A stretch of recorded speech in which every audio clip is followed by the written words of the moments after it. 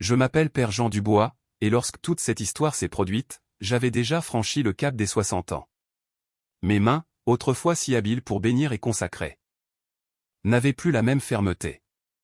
Mes pas, qui avaient arpenté tant de chemins pour porter la parole de Dieu, étaient devenus un peu plus lents, un peu plus traînants sur les pavés de notre village. Mais ma voix, elle demeurait forte, vibrante, presque intransigeante lorsqu'il s'agissait de défendre la Vierge Marie. Depuis ma plus tendre jeunesse, j'avais eu la certitude intime qu'elle m'avait pris par la main, qu'elle avait veillé sur moi, me protégeant de dangers que ma naïveté d'enfant ou ma fougue d'adolescent ne me permettait même pas de soupçonner. C'est pour cette raison que je dis toujours, avec une sincérité désarmante, que je ne suis pas un grand prêtre, seulement un fils profondément reconnaissant. Ma paroisse est nichée au cœur d'un petit. Sur le mur. Quand on me l'a raconté, j'ai senti comme un coup de poignard dans la poitrine. Ce n'était pas seulement du plâtre brisé, c'était le cœur d'une mère bafouée devant ses enfants. Je suis monté en chair, mon homélie sur l'évangile du jour soigneusement préparée sur une feuille de papier.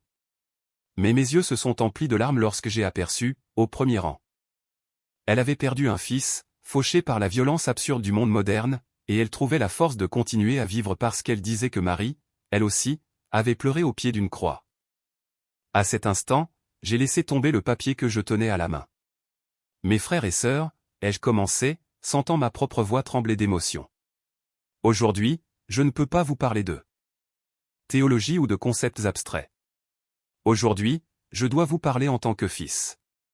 Le fils d'une mère qui est insultée et bafouée. Le silence dans l'église devint absolu. Même les enfants, habituellement si prompts à s'agiter, restèrent immobiles. Cette nuit, ai-je poursuivi, quelqu'un a brisé une statue de la Vierge Marie dans notre village. Pour certains, cela peut sembler n'être qu'un simple morceau de plâtre. Mais pour nous, qui avons si souvent trouvé du réconfort devant ce visage, ce n'est pas un objet. C'est un signe d'amour, un rappel tangible que nous ne sommes jamais seuls. Je sentis une chaleur nouvelle m'envahir. Ce n'était pas la chaleur étouffante de l'été, mais une ardeur qui montait de mon cœur. Ils veulent que nous ayons honte de notre foi. Ils veulent que nous cachions nos chapelets, que nous taisions notre amour pour la Mère de Dieu. Mais je vous le dis, au nom de l'Église, n'ayez pas peur d'aimer Marie. Car chaque fois qu'il l'offense, il blesse aussi le cœur de son Fils. J'ai vu des têtes s'incliner, des mains essuyer discrètement des larmes, des lèvres murmurer des prières silencieuses. Mais en même temps, j'ai remarqué quelque chose qui m'a profondément troublé. Près de la porte, adossés au mur du fond, se tenaient 3 hommes que je n'avais jamais vus. Ils ne priaient pas, ne chantaient pas. Ils observaient simplement la scène, les bras croisés sur leur poitrine, leur visage dur et fermé. L'un d'eux a esquissé un sourire en coin lorsque j'ai mentionné la profanation. Un sourire qui glaçait le sang.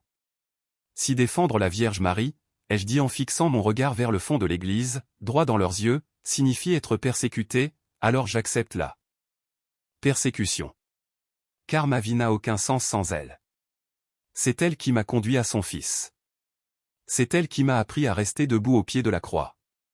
À ce moment, sans l'avoir prévu, j'ai fait quelque chose que je faisais rarement. J'ai invité toute l'assemblée à se mettre debout et à prier ensemble un Je vous salue Marie à voix haute. Pas seulement comme une prière, mais comme un acte de réparation. Pour toutes les insultes, pour toutes les moqueries, pour toutes les profanations, ai-je déclaré, répondons par l'amour. L'église entière a murmuré d'une seule voix, Je vous salue, Marie, pleine de grâce. Et tandis que les voix s'élevaient, fusionnant en une seule supplique puissante, j'ai eu la certitude que cette homélie n'allait pas passer inaperçue. Ni pour le ciel, ni pour ceux qui voulaient réduire notre dévotion au silence. Je ne le savais pas encore, mais ce dimanche-là fut le commencement. Le point de bascule exact où ma vie simple de vieux curé de campagne allait se fracturer en deux, un avant, et un après la Dordogne. Les jours qui suivirent cette homélie furent empreints d'une atmosphère étrange. J'ai été curé pendant de si nombreuses années qu'on apprend à sentir les changements dans l'air, comme un paysan sans l'arrivée de l'orage. Parfois, c'est une joie qui s'annonce, une naissance, un mariage. D'autres fois, c'est une tristesse silencieuse, un deuil qui plane. Cette semaine-là, ce qui s'installa fut une tension palpable. Le lendemain, très tôt le matin, alors que je balayais la petite cour.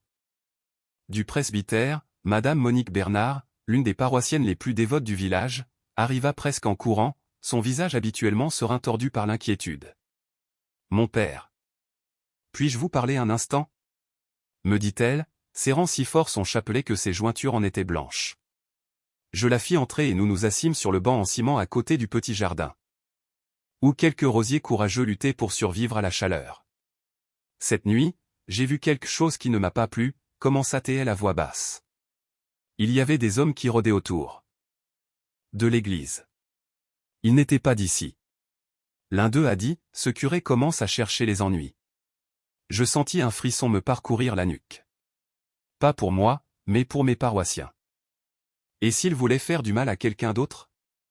J'étais vieux, ma vie était derrière moi. Mais beaucoup d'entre eux étaient jeunes, des enfants, des mères de famille. Je pouvais offrir ma vie, mais la leur. Je pris une décision silencieuse. Si quelqu'un devait payer le prix de mon amour pour la Vierge, ce serait moi, et non mon peuple. Le lendemain, je célébrais la messe comme tous les jours. Apparemment, rien n'avait changé. Les mêmes bancs usés, les mêmes murs écaillés, la même odeur d'encens et de cire froide. Mais je sentais les regards sur moi. Certains pleins de soutien. D'autres chargés d'inquiétude. Et au fond, encore une fois, des hommes qui ne priaient pas, qui ne s'agenouillaient pas, qui se contentaient de regarder. Pendant la consécration, au moment où j'élevais le calice, je ressentis une impulsion étrange dans mon cœur. Celle d'offrir non seulement le pain et le vin, mais aussi ma propre vie. Seigneur, dis-je en silence, si mon sang peut servir à fortifier la foi de ton peuple et l'amour pour ta mère, que ta volonté soit faite. Je ne savais pas à quel point cette prière serait prise au mot. À la fin de la messe, une petite fille d'Aix sans grave peine 8 ans, Chloé Moreau, s'approcha en courant. Elle tenait dans ses mains une petite statue en plastique de la Vierge. Mon père, c'est ma petite Vierge à moi. Cette nuit, j'ai eu peur quand j'ai entendu ma maman dire qu'il voulait vous faire du mal. Alors, j'ai dormi en la serrant très fort, et je n'ai pas fait de cauchemar. Vous pouvez la bénir? Je la regardai et sentis mes yeux s'embuer de larmes. Bien sûr que oui, ma petite Chloé, répondis-je. Mais je vais te dire quelque chose, ce n'est peut-être pas toi qui serres la Vierge dans tes bras, c'est peut-être elle qui te serre dans les siens. En traçant le signe de la croix sur la petite statue, je compris quelque chose de profond. La bataille qui s'annonçait n'était pas seulement contre moi. C'était une bataille contre l'espérance des plus petits, contre la foi simple des humbles. Et cela rendit ma résolution encore plus inébranlable. Je ne le savais pas encore. Mais les ombres qui rôdaient autour de ma paroisse commençaient à s'organiser, et chaque Je vous salue Marie que je priais était comme une lumière qui, mystérieusement, les enrageait davantage. Ce jour-là commença comme tant d'autres dans ma vie de curé. Le soleil normand, encore timide, perçait déjà à travers les nuages matinaux. Le chant des coqs se mêlait au bruit lointain des tracteurs. Dans les champs, et je me préparais pour ce que je croyais être une journée pastorale ordinaire, visiter les malades, porter la communion, écouter les peines et, surtout, essayer de semer un peu d'espérance. Après la messe du matin, Madame Marie Leclerc s'approcha, les yeux rougis par le chagrin. Mon père, mon frère est très mal. Il a du mal à respirer. Il a toujours été une tête de mule. Vous savez, il n'a jamais voulu se confesser. Mais cette nuit, il m'a dit, appelle le curé. Je veux lui parler. Pourriez-vous venir? Pour moi, ce genre de demande n'est pas un service que l'on rend, c'est un appel direct de Dieu. Je lui souris et répondis, bien sûr, ma fille. Si un cœur s'ouvre à la dernière heure, soyez certaine que la Vierge est déjà en train d'intercéder. Allons-y. Après le déjeuner, je passai au presbytère, pris ma petite sacoche contenant l'Eucharistie, l'huile des malades et mon chapelet, que je ne quitte jamais. Alors que je me préparais à partir, le sacristain, Léo Martin, un jeune homme de 20 ans plein de bonne volonté, me regarda avec une certaine inquiétude. « Mon père, vous voulez que je vous accompagne » demanda-t-il. J'ai entendu dire que les choses sont un peu tendues en ce moment. Je posai la main sur son épaule. « Non, mon garçon. Reste ici pour aider les dames avec le nettoyage. Et puis, si la Vierge m'accompagne, de quelle meilleure escorte aurais-je besoin? Il sourit, mais ses yeux restèrent graves. Je montai dans la vieille Citroën 2CV de la paroisse, celle qui fait plus de bruit qu'un camion, et je pris la route de campagne qui menait au hameau où vivait le frère de Madame Marie Leclerc.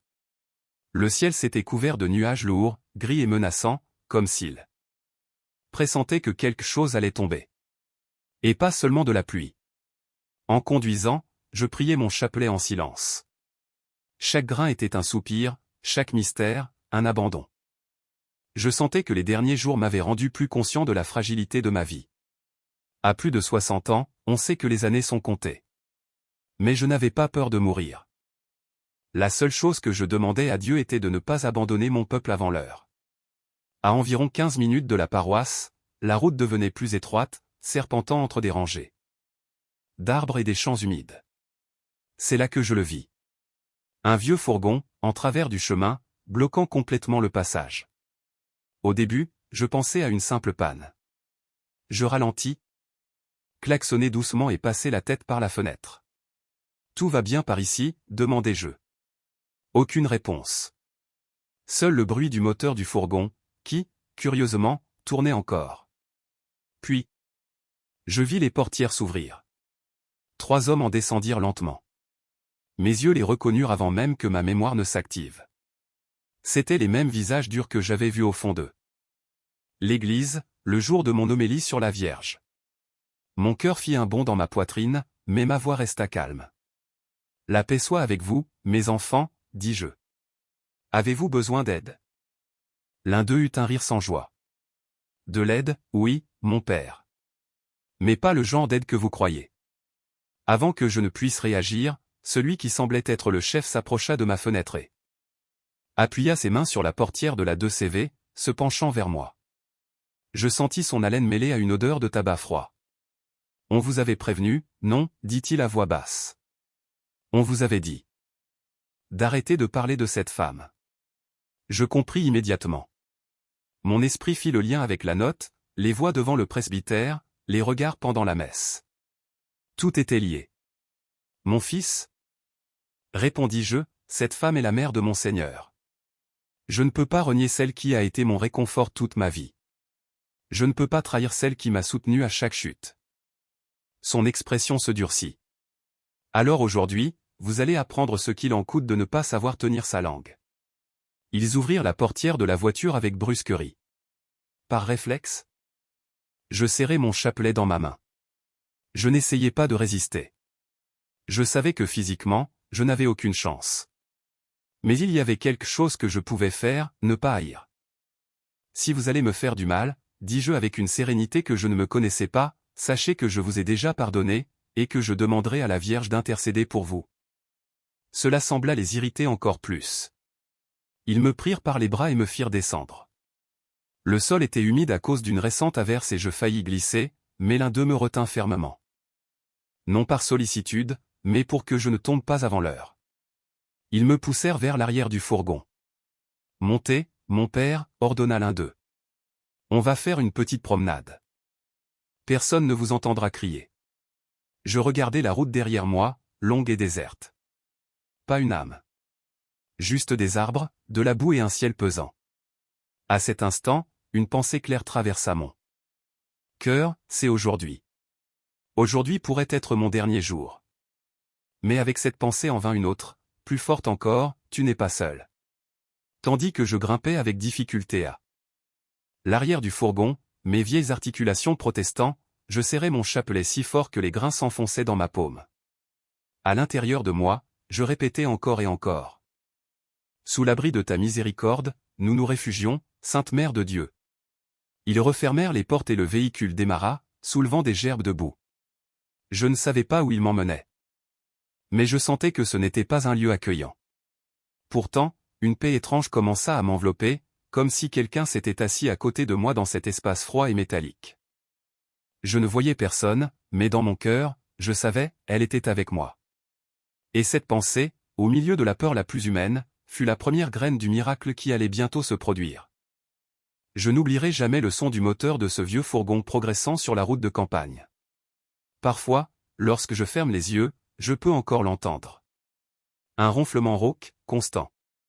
Comme une horloge égrenant les secondes vers un destin que je ne pouvais pas voir, mais que mon cœur pressentait.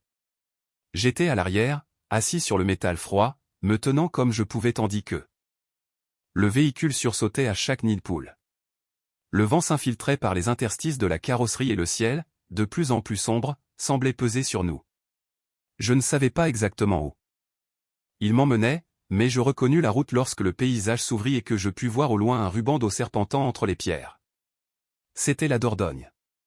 Le vieux pont en béton qui la traversait se trouvait à quelques mètres. C'était un endroit que je connaissais bien. J'étais passé par là d'innombrables fois pour visiter des communautés plus éloignées. Je n'aurais jamais imaginé qu'un jour j'arriverais à ce pont, non comme un simple voyageur, mais comme quelqu'un conduit peut-être à son ultime épreuve. Le fourgon ralentit à son approche. Je sentis mes mains devenir moites. Malgré l'air frais, mon cœur battait à tout rompre. Mais curieusement, ce n'était pas une panique incontrôlable. C'était un mélange étrange de peur humaine et d'une certitude silencieuse. Dieu était là. Le véhicule s'arrêta en plein milieu du pont. J'entendis les portières s'ouvrir, des pas lourds sur le ciment. Les portes arrière s'ouvrirent dans un grincement métallique et la voix du chef, sèche et dure, brisa le silence. Descendez, mon père. Je me levai lentement. À mon âge, chaque mouvement demande de la prudence. L'un d'eux me prit le bras brusquement pour m'aider à descendre. Mes pieds touchèrent le sol du pont. Le vent était plus fort ici, et le murmure de la rivière en contrebas formait une sorte de chant grave et ininterrompu. Ils me firent marcher jusqu'au pêcheur qui descendait la rivière dans ma direction. 2 hommes étaient à bord. L'un, plus âgé, tenait la barre du moteur. L'autre, plus jeune, se tenait debout à l'avant, scrutant l'eau avec la main en visière. Là-bas, cria l'un d'eux. Il y a quelque chose dans l'eau. Je voulus lever le bras pour leur faire signe, mais je n'en eus pas la force. Je réussis à peine à maintenir ma tête hors de l'eau. La barque s'approcha rapidement. Quand ils furent assez près, je reconnus le visage de l'un d'eux. C'était Stéphane Petit, un pêcheur qui venait parfois à la messe avec sa femme et ses enfants. Ses yeux s'écarquillèrent en me reconnaissant. « Père Dubois » hurla-t-il. « Mon Dieu !» L'autre pêcheur, un jeune homme que je ne connaissais pas, Lucas Fournier, laissa échapper une exclamation. « Ce n'est pas possible, il est vivant !» La barque ralentit et se plaça à mes côtés. Je sentis des mains fortes me saisir sous les bras. « Tenez bon, mon père !» dit Stéphane. « On vous a. » Ne lâchez pas, j'aurais voulu lui dire que je n'avais même plus la force de lâcher, mais seul un gémissement entrecoupé sortit de ma bouche. Ils me hissèrent avec effort et me traînèrent à l'intérieur de la barque. Je tombai sur le dos, trempé, épuisé, toussant sans arrêt. Le ciel tournait au-dessus de ma tête. Alors que j'essayais de respirer, j'entendis la voix du plus jeune pêcheur, tremblante. « Stéphane, tu as vu la même chose que moi où je suis devenu fou ?» « Je l'ai vu », répondit Stéphane avec un ton qui mêlait peur et révérence. « Je l'ai vu. Et on ne va pas dire que c'était notre imagination. » Je voulus leur demander ce qu'ils avaient vu, mais je ne pouvais même pas parler. J'écoutais à peine. « Quand on l'a trouvé, » continua le jeune. L'eau autour de lui était différente. Comme s'il y avait une lumière blanche. Je ne sais pas comment l'expliquer. Et tu sais, Lucas, ajouta Stéphane, le courant est fort aujourd'hui. N'importe quoi serait emporté. Mais lui, il était comme arrêté dans l'eau, comme si quelqu'un le tenait. Je sentis des larmes se mêler à l'eau qui coulait encore de mon visage. Il ne savait pas. Mais moi, je savais. Ce quelqu'un avait un manteau bleu. Avec le peu de souffle qu'il me restait, je murmurai, c'était elle. Stéphane se pencha vers moi. Qui, mon père, demanda-t-il. Bien que je susse qu'au fond de son cœur, il devinait déjà la réponse. La Vierge, réussis-je à dire. Elle m'a sorti de là-dessous. Les 2 hommes se regardèrent. Il n'y avait aucune moquerie. Sur leur visage, seulement de la stupeur. Stéphane fit le signe de la croix avec une dévotion que je ne lui avais jamais vue. « Sainte Mère de Dieu » murmura-t-il. On allait ailleurs. On n'avait aucune raison de passer par ici. Mais le moteur a calé là-haut, tu te souviens? Dit-il au jeune homme. On a dû jeter l'ancre et se laisser porter par le courant. Si le moteur n'avait pas calé, on ne l'aurait jamais trouvé. J'écoutais tout cela et, en moi, le puzzle s'assemblait avec une précision divine. Le moteur qui tombe en panne, la barque qui est entraînée juste là où je me trouvais, le fait qu'ils aient regardé au bon moment. Rien n'était un hasard. Tout était providence. Ils prirent une vieille couverture et m'en recouvrirent, bien que je sois encore trempé. La barque fit demi-tour et commença à se diriger vers la rive, où se trouvait un petit embarcadère improvisé. Pendant le trajet, le jeune pêcheur ne cessait de répéter « J'ai vu cette lumière. » Stéphane. Je l'ai vu. Ne me dis pas que non. C'était comme quand le soleil tape sur l'eau, mais il n'y avait pas de soleil.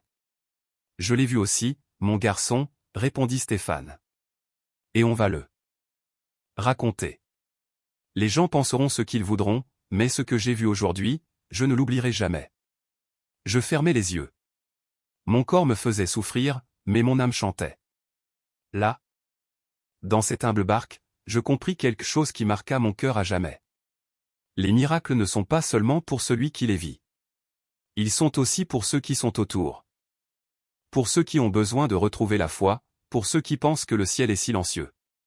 Lorsque nous arrivâmes enfin sur la rive, il y avait déjà quelques personnes près de l'embarcadère. En me voyant, une femme poussa un cri. C'est le père Dubois. Il est vivant. Des voix s'élevèrent, des gens se mirent à courir. Certains firent le signe de la croix, d'autres se mirent à pleurer. Sans savoir pourquoi. J'entendais tout cela comme un écho lointain. Alors qu'on me portait à plusieurs vers une camionnette qui allait m'emmener à l'hôpital, je levai les yeux vers le ciel nuageux. Et, en silence, je dis « Merci, mère. Mais je sais que cela ne se termine pas ici. Je sais que maintenant, je vais devoir raconter ce que tu as fait pour moi. » Et je sentis comme un doux murmure. Dans mon cœur, la même certitude que toujours, elle continuerait d'être avec moi. Quand on m'installa à l'arrière de la camionnette, enveloppé dans cette vieille couverture, je ne savais plus si les tremblements de mon corps étaient dus au froid ou à l'émotion. Je percevais le bruit du moteur, les exclamations des gens, et en même temps, une paix étrange, comme si j'étais à deux endroits à la fois, sur la terre ferme, et encore un peu dans cette étreinte de la Vierge au fond de la Dordogne. « Dépêchez-vous » criait quelqu'un. Le père est vivant, mais il est mal en point.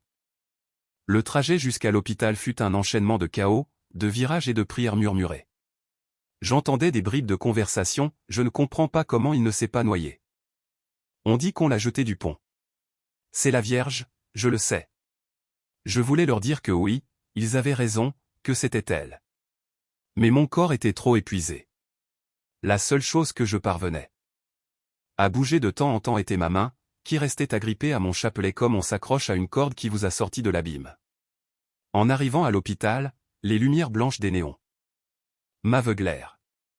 Je passai de la douce lumière du ciel normand à la clarté crue des couloirs. On me plaça sur un brancard et on me transporta en toute hâte. Je voyais des visages défiler, médecins, infirmières, curieux qui se penchaient pour voir le curé qui est sorti de la rivière. Une jeune infirmière, Camille Roussel, les yeux remplis de compassion, se pencha sur moi. « Mon père. Vous m'entendez » demanda-t-elle. « Oui, ma fille, répondis-je avec difficulté. On va s'occuper de vous. Mais dites-moi, que vous est-il arrivé » Je la regardai et, bien que le souffle me manqua, je murmurai, « La Vierge ne m'a pas laissé mourir. » Elle resta silencieuse une seconde, comme si elle ne savait pas comment réagir. Puis elle me serra doucement les doigts. « Alors ? Nous allons faire notre part, dit-elle, et qu'elle fasse le reste. » On me mit sous oxygène, on me fit des radiographies, des analyses, tout ce que la science pouvait offrir. J'entendais des termes médicaux fusés, hypothermie, inhalation d'eau, possible édème pulmonaire. Mais au milieu de tout cela, un détail attira mon attention. Alors qu'un médecin, le docteur Valérie Lambert, examinait les clichés de mes poumons, elle murmura, mi pour elle-même, mi pour l'infirmière, c'est étrange. Il devrait y avoir bien plus de dégâts. Avec le temps qu'ils disent qu'il a passé dans l'eau, ça ne colle pas, que voulez-vous dire, docteur, demanda Camille. Je veux dire qu'humainement, il ne devrait pas être aussi conscient. Pas à son âge, pas après une telle chute. Je fermai les yeux. Intérieurement, je souris. Quand la science est déconcertée, le ciel se manifeste. Les heures passèrent. J'entrais et sortais d'un sommeil léger. Par moments, je ressentais des douleurs aiguës dans la poitrine, à d'autres, un calme doux. Dans l'un de ces intervalles, j'entendis une voix que je connaissais bien. Mon père.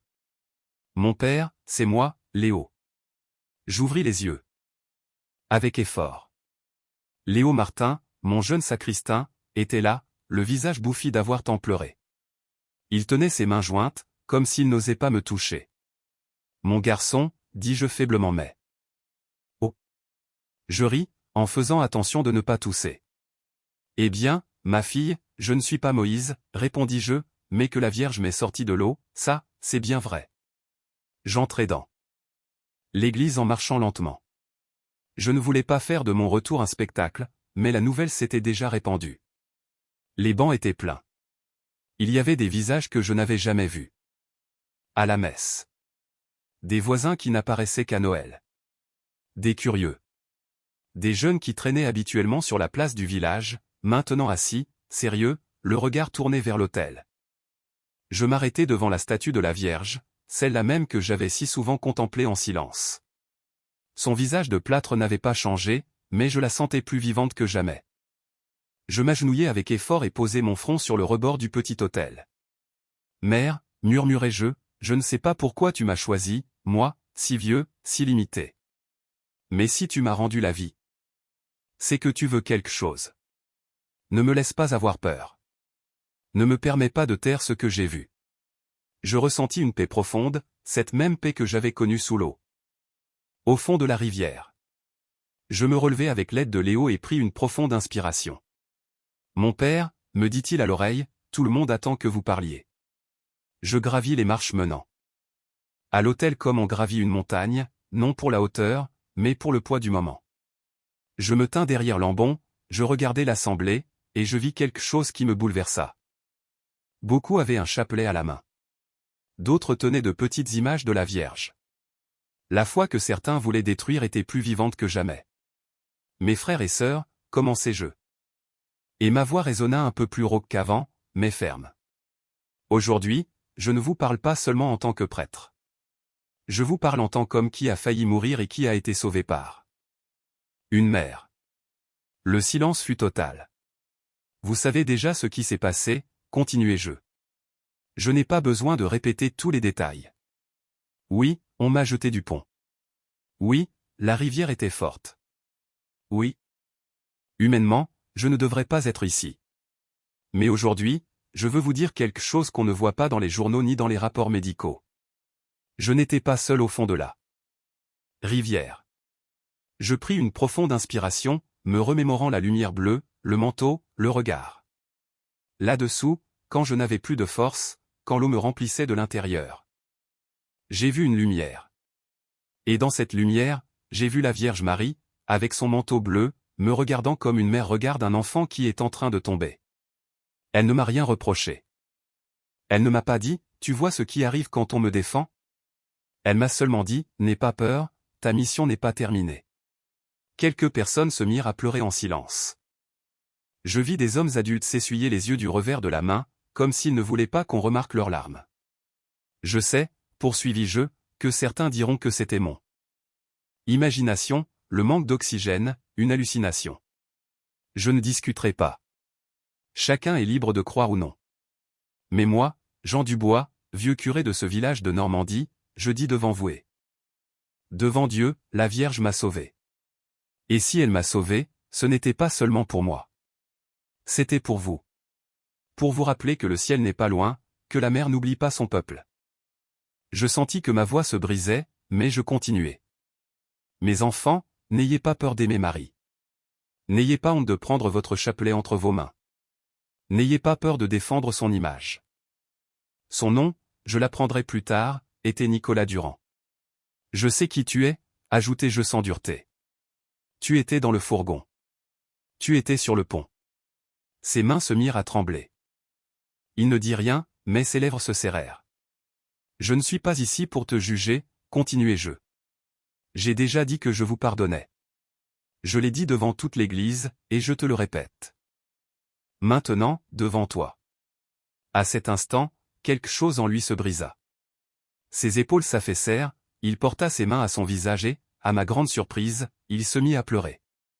Pas un joli pleur de cinéma, mais un sanglot rauque, entrecoupé de hoquets, le pleur de quelqu'un qui ouvre d'un coup un barrage qui retenait les eaux depuis des années. Mon père, balbutia-t-il, je n'ai pas de pardon. J'étais là quand on vous a jeté. J'aurais pu dire non, j'aurais pu empêcher ça, mais je me suis tu. Je me suis laissé entraîner. J'ai été un lâche. Depuis ce jour, je ne dors plus. Quand je ferme les yeux, je vois la rivière, et je vois une lumière, et je vois votre visage sortir de l'eau. Je ne comprends rien. Je ne sais pas ce qui m'arrive. Je me penchai un peu en avant. Une lumière, demandai-je. Toi aussi, tu as vu une lumière? Il hocha la tête, s'essuyant le visage du revers de la main. Oui. Quand on s'est éloigné du pont, j'ai regardé en arrière, et là, dans la rivière, j'ai vu quelque chose de blanc, comme si l'eau brillait à un seul endroit. J'ai cru que c'était le soleil, mais le ciel était nuageux. Depuis ce jour, cette image ne me quitte pas. Et puis, on a dit que vous étiez vivant. J'ai cru que je devenais fou. Je gardai le silence quelques instants, laissant ces mots s'imprégner dans la pièce. Tu n'es pas fou, dis-je finalement. Tu es visité. Pas par moi, mais par Dieu, et par la Vierge. Il me regarda, confus, les yeux encore humides. Pourquoi? Pourquoi se montrerait-elle à quelqu'un comme moi? J'ai participé à ça. Parce qu'elle est mère, répondis-je. Et une mère ne rend pas seulement visite au fils qui fait tout bien. Elle visite aussi celui qui est tombé le plus bas. Mon fils, écoute-moi bien. Si tu es ici, si cette lumière ne te laisse pas en paix, c'est parce que la Vierge ne m'a pas seulement sorti, moi, de la rivière. Elle veut te sortir, toi aussi. De la rivière dans laquelle tu vis à l'intérieur. Il baissa de nouveau les yeux. Ses mains serraient le bord de la chaise avec force. Je ne sais pas prier, avoua-t-il. Ça fait des années que je ne suis pas entré dans une église. Je suis juste venu parce que je n'en pouvais plus. Je me levai lentement, m'approchai de lui et posai une main sur son épaule. Tu n'as pas besoin de connaître beaucoup de mots, lui dis-je. Répète seulement avec moi. Et là, dans la simple sacristie, avec ses murs tachés d'humidité et son odeur de vieille cire, nous avons fait la prière la plus importante de sa vie. Elle n'était pas compliquée. Elle était pauvre et vraie. Mère, dîmes-nous ensemble, toi qui n'as pas laissé mourir ce prêtre, ne laisse pas mourir mon âme. Je ne sais pas comment changer, mais je t'ouvre mon cœur. Conduis-moi à ton fils. Apprends-moi à vivre autrement. Quand nous eûmes terminé, il était différent. Son visage portait toujours les mêmes marques de fatigue, mais ses yeux avaient une autre lumière. Pas la lumière de la rivière. La lumière de quelqu'un qui a été vu, qui a été rejoint. Avant de partir, il s'agenouilla. Je ne le lui avais pas demandé, il le fit de lui-même. Mon père, je sais que la justice humaine ne m'atteindra peut-être jamais. Personne ne sait vraiment ce que nous avons fait. Mais à partir d'aujourd'hui, je veux vivre comme si elle me regardait. Comme si la Vierge me voyait toujours. Croyez-vous qu'il y ait encore de l'espoir pour quelqu'un comme moi? Je souris, les yeux pleins de larmes. Mon fils, s'il y a eu de l'espoir pour un vieux prêtre au fond d'une rivière, comment n'y en aurait-il pas pour toi, qui as encore tant d'années devant toi? L'espérance s'appelle Jésus. Et celle qui t'a saisi le cœur pour t'amener jusqu'ici s'appelle Marie. Je le vis sortir de la sacristie d'un pas lent, mais plus ferme qu'en entrant. Et je compris une fois de plus que le miracle ne s'était pas arrêté au moment où j'avais émergé de l'eau. Le véritable miracle, c'était cela, des cœurs endurcis qui commençaient à s'attendrir sous le manteau d'une mère. Parfois, je me regarde dans le miroir. Je vois mon visage ridé, mes mains tremblantes, mes cheveux presque entièrement blancs. Et je me demande, pourquoi moi, Seigneur? Pourquoi avoir choisi un vieil homme fatigué pour vivre quelque chose d'aussi grand? Et toujours, au fond de mon cœur, j'entends la même réponse silencieuse, parce qu'il ne s'agit pas de toi. Il s'agit d'elle, et de lui. Après cette rencontre avec Nicolas Durand, l'homme qui était sur le pont, beaucoup de choses ont changé dans ma routine, mais beaucoup d'autres sont restées les mêmes. Je continue de célébrer la messe dans la même pauvre paroisse de ce village normand. Je continue d'écouter les confessions, de visiter les malades. Je continue de prendre un café léger au bistrot du village. Mais maintenant, chaque geste, chaque visite, chaque parole a un poids différent. Je sais que je respire par pur don. Je sais que chaque lever de soleil est un près du ciel. La nouvelle du « miracle de la rivière » s'est étendue bien au-delà de notre village. Elle a atteint d'autres villes, des zones rurales, de petites communautés où les gens n'ont parfois qu'une vieille radio et un chapelet usé. Des pèlerins ont commencé à arriver à la paroisse. Pas pour voir une statue, mais pour prier devant la simple image de la Vierge que nous avons à côté de l'autel. Certains venaient pieds nus. D'autres marchaient des heures pour pouvoir passer un moment en silence ici. Je m'asseyais dans le confessionnal et j'écoutais des histoires qui me bouleversaient. Mon père, j'avais quitté l'église depuis des années, mais quand j'ai entendu ce qui vous est arrivé, j'ai senti que Marie me cherchait encore. Je suis venu remercier parce que mon mari est revenu à la maison après 20 ans. J'ai apporté ce chapelet pour que vous le bénissiez. Je suis malade. Je ne sais pas si je vais guérir, mais en sachant que la Vierge vous a sorti de la rivière, j'ai compris qu'elle est aussi avec moi dans mon lit. Un après-midi, alors que nous prions le chapelet en communauté, j'ai regardé l'église pleine et j'ai réalisé quelque chose. Je n'étais le centre de rien. J'étais tout au plus, un doigt qui pointait vers un autre, un écho qui répétait une seule phrase, la mère n'abandonne pas ses enfants. Parfois, on m'invite dans d'autres paroisses, à des rencontres, à des retraites, pour que je raconte mon histoire. J'y vais, avec mon palan et ma voix fatiguée, et je commence toujours de la même manière, je ne suis pas ici pour parler d'un vieux prêtre. Je suis ici pour parler d'une mère qui s'est penchée jusqu'au fond d'une rivière pour ne pas perdre son fils. Et alors, je raconte sans fioriture ce que vous avez entendu. Le pont, la poussée. L'obscurité, la lumière bleue, le manteau, la main sur ma poitrine, les pêcheurs, la barque, l'hôpital, la conversion de l'agresseur. Certains pleurent, d'autres restent silencieux. D'autres encore viennent me voir après pour me dire, « Mon père, moi aussi j'étais dans une rivière. » Pas une rivière d'eau, mais de péché. Et maintenant, je veux en sortir. Parfois. Quand je rentre fatigué de ces rencontres, je m'assois sur un banc dans la chapelle, seul avec elle, et je lui parle comme un enfant, « Mère, je suis fatigué. Le corps ne suit plus comme avant. Mais si tu le veux, je continue. Je te demande seulement une chose, que chaque fois que je raconte cette histoire, on n'entende pas tant ma voix que la tienne. Et je sens dans mon âme une paix que je ne saurais décrire. Quant aux autres hommes qui m'ont jeté dans la rivière, tout ne s'est pas résolu comme dans un conte de fées. Ils ne sont pas tous venus. Ils ne se sont pas tous agenouillés. Je ne sais pas où sont certains. Je ne sais pas s'ils sont toujours endurcis, ou si, en secret, ils pleurent la nuit. Ce que je sais, c'est que chaque fois que je célèbre la messe, je les dépose sur l'autel. Seigneur, dis-je, ils m'ont conduit à la mort, mais toi, tu m'as conduit à la vie. Ne leur tiens pas compte de ce péché. Regarde plutôt les larmes de leur mère, de leurs enfants, de leurs épouses.